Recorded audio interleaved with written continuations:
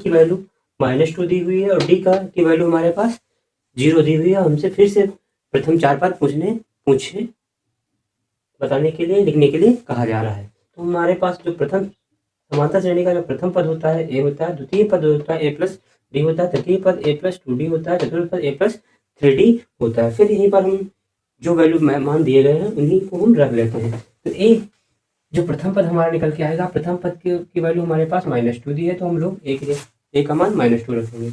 अब हमारे पास दूसरा पद है, ए का मान रखना है, डी का मान रखना है। ए का मान हमारे पास -2 है प्लस डी का मान हमारे पास 0 है।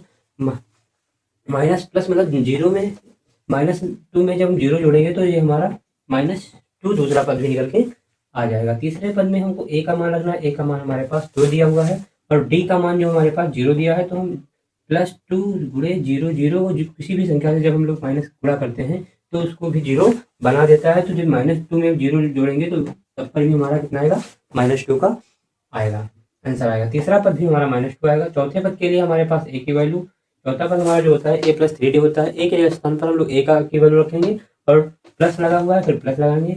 डी के स्थान पर हम 3 के स्थान पर 3, डी के स्थान पर हमारी वैल्यू जी है 0, हम 0 लिख लेंगे। तो -2 0 को किसी भी संख्या से गुणा करेंगे उसको क्या कर देगा, 0 कर देगा।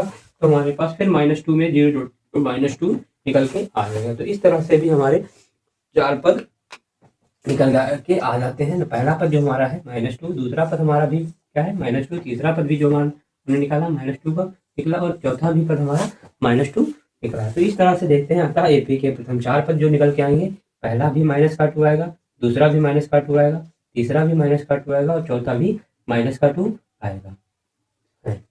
ये ही हमारा आंसर आएगा। उम्मीद करते हैं ये प्रश्न आपको समझ में आ गया होगा।